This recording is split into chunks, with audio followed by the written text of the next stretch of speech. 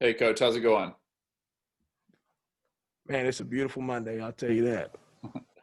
Hey, how different has it been these past few days with just Les not being around? The other coaches have told us he's been on Zoom meetings, all that, but he's not physically there at practice and in meetings. So what's been different? I think that as a team, we're preparing the same way as we would every week. We've been going through this, even with players, for the past 5 to 6 months. Guys being available, guys not being available. And I think that our guys are extremely motivated. They're excited, coming off of a bye week, getting ready to go down and play a very talented West Virginia team, and excited to see how these guys prepare this week. And we had a good practice last Thursday, so just keeping everything status quo as possible.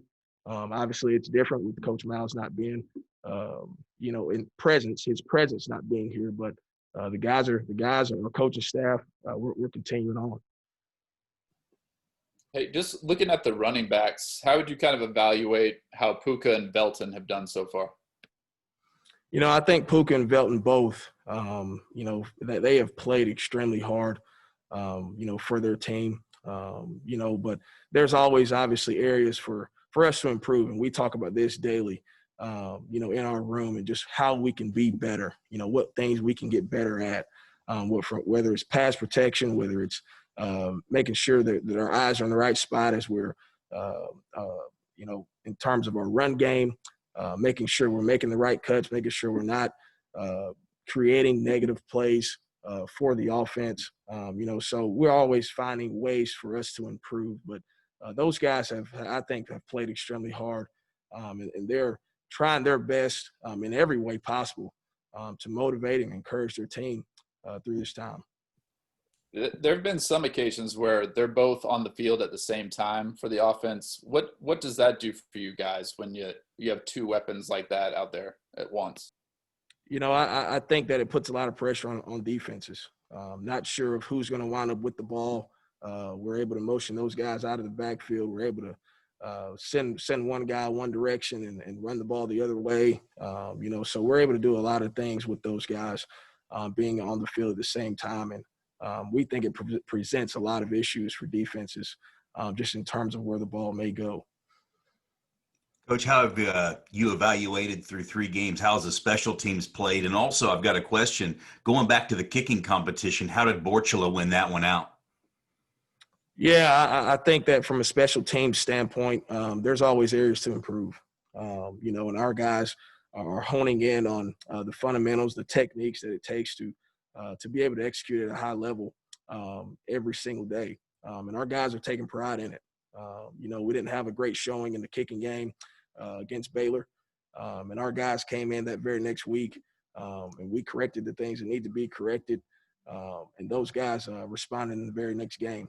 And I think that from a kicking standpoint with our kickers, Jacob was very, very consistent throughout fall camp for us, and he's continued to be very consistent throughout season. And once he gets opportunities, I think he's going to be able to knock some through for us throughout this year.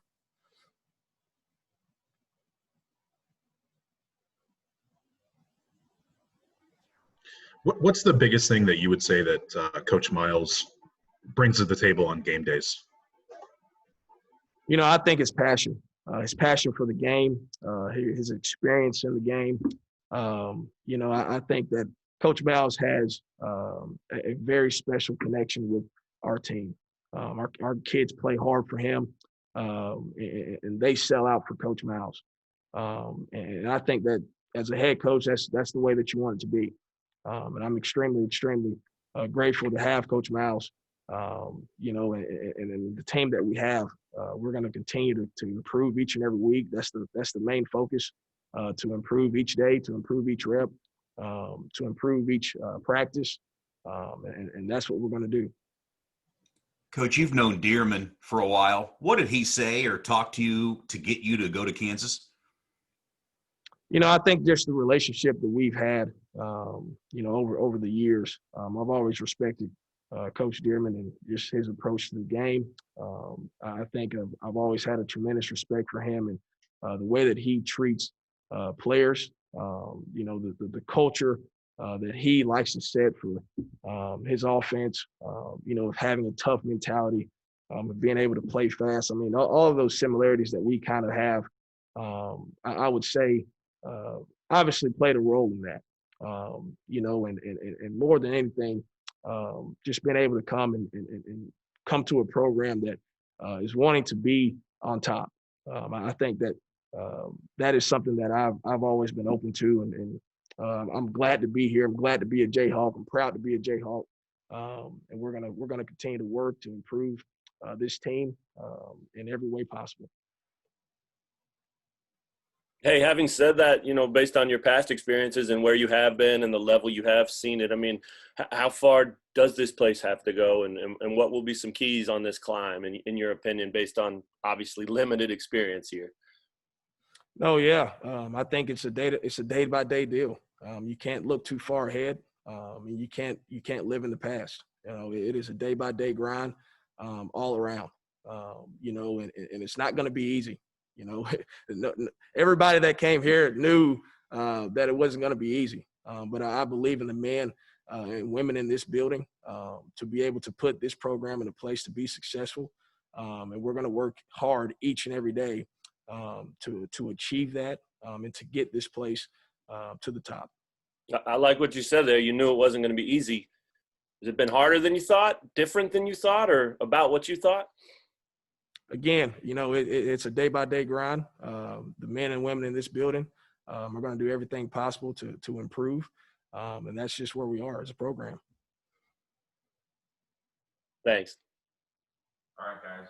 Thanks for your time, Coach Wallace. We'll bring Coach Irvin here real quick.